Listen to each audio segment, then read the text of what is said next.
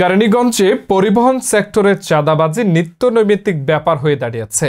বিগত ফ্যাসিস্ট সরকারের আমলে কদমতলী এলাকায় বাবুবাজার ব্রিজের ওপর চালিত অটো ভ্যান থেকে আওয়ামী সন্ত্রাসীরা চাঁদা আদায় করলেও 5 আগস্ট এর পর থেকে তা বন্ধ ছিল, কিন্তু বর্তমানে আবার চাঁদা আদায় শুরু হয়েছে। প্রতি সপ্তাহে অটো ভ্যান থেকে অন্তত কয়েক লক্ষাধিক টাকা চাঁদা আদায় করা হয়। প্রশাসনের নাকের ডগায় চাঁদা আদায় করা হলেও তারা নীরব দর্শকের ভূমিকা পালন করছে। এ থেকে নিস্তার চায় ভুক্তভোগী অটো ভ্যান ড্রাইভাররা। এদিকে প্রশাসন বলছে অভিযোগ পেলে আইনগত ব্যবস্থা নেওয়া হবে। কেরানীগঞ্জ ঘুরে প্রতিবেদন তৈরি করেছেন নাসির উদ্দিন টিটু। এটা কেরানীগঞ্জের কদমতলী গোল চত্বর। কেরানীগঞ্জে বসবাসরত কয়েক লক্ষাধিক লোকজন জীবিকার তাগিদে প্রতিদিন রাজধানীতে যাতায়াতের জন্য বাবুবাজার ব্রিজ পারাপার হতে অটোভ্যান ও সিএনজি ব্যবহার করে। শতাধিক অটোভ্যান ও সিএনজিতে প্রায় সহস্রাধিক লোকের কর্মসংস্থান হয়েছে। তবে তারা চাঁদাবাজদের জ্বালায় অতিষ্ঠ হয়ে গেছে। প্রতি সপ্তাহে নির্দিষ্ট হারে লাইন খরচ বাবদ তাদের চাঁদা দিতে হচ্ছে। পাশাপাশি উল্টো পথে চলাচল করে বাবুবাজার ব্রিজে যানজট সৃষ্টি করছে এই অটোভ্যান। বিষয়টি জেনেও ঢাকা জেলা ট্রাফিক পুলিশ কোনো ব্যবস্থা নিচ্ছে না। চাঁদার টাকা তোলার নেতৃত্ব দিচ্ছেন রশিদ ওরফে বড় মিয়া। চাঁদার টাকা না দিলে গাড়ি আটকে রেখে তাদের উপর নির্যাতন চালানোর অভিযোগ রয়েছে।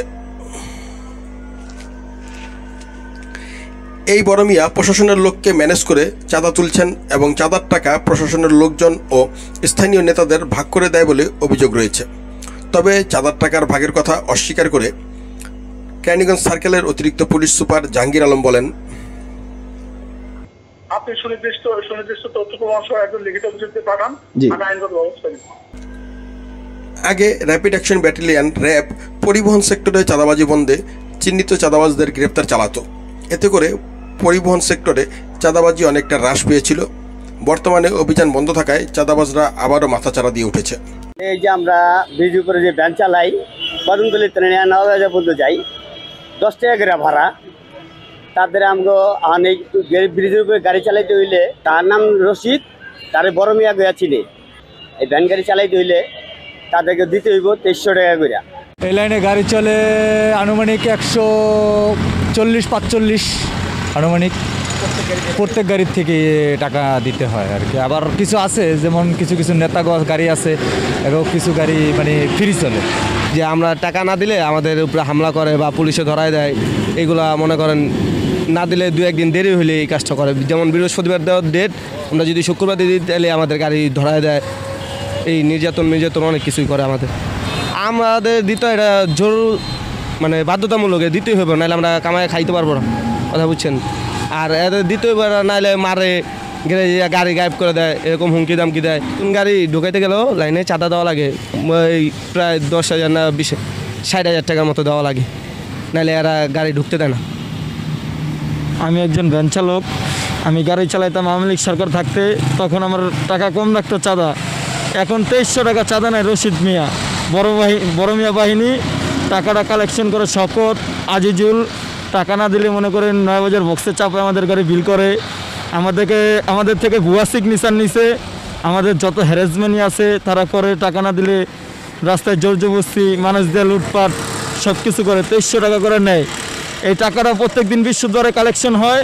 আর এবং টাকাটা নেয় আপনার শকত, আজিজুল, টাকাটা যায় হলো রশিদ মিয়ার দ্বারে। রশিদ মিয়া হলো প্রধান, ওনার কাছে টাকাটা যায়। উনি সবসময় মনে করেন এটা নিয়ে করে। টাকা না দিলে গাড়ি রেখার বিল করে, টাকা না দিলে গাড়ি নিয়ে রাস্তায় উঠতে দেয় না, টাকা না দিলে মানুষ দিয়ে হুমকি দেওয়ায়, এইসব কাজ করে রশিদ বাহিনী। 2300 টাকা প্রত্যেক সপ্তাহে দিতেই হবে, আপনি খান কিংবা না খান টাকা দিতে হবে। 5 তারিখের পরে কোনো চাঁদা ছিল না।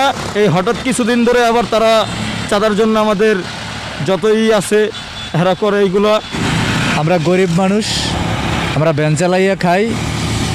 প্রতি সপ্তাহে 2300 টাকা করে দিতে হয়। এই টাকাটা নেয় রশিদ, কিন্তু লাইনে বড় মেয়া নামে চিনে। এই আর আমরা যদি টাকা দিয়া, গরিব মানুষ টাকা দিয়ে যদি গাড়ি চালাইতে হয়, তাহলে আমরা খাবো কি করে? দ্রুতই প্রশাসনের পক্ষ থেকে অভিযান চালিয়ে চাঁদাবাজদের আইনের আওতায় আনতে হবে, অন্যথায় তারা যে কোনো কর্মসূচি দিতে বাধ্য হবে, এমনটাই জানিয়েছে শ্রমিকরা। Nasir Uddin Titu, Buriganga news desk.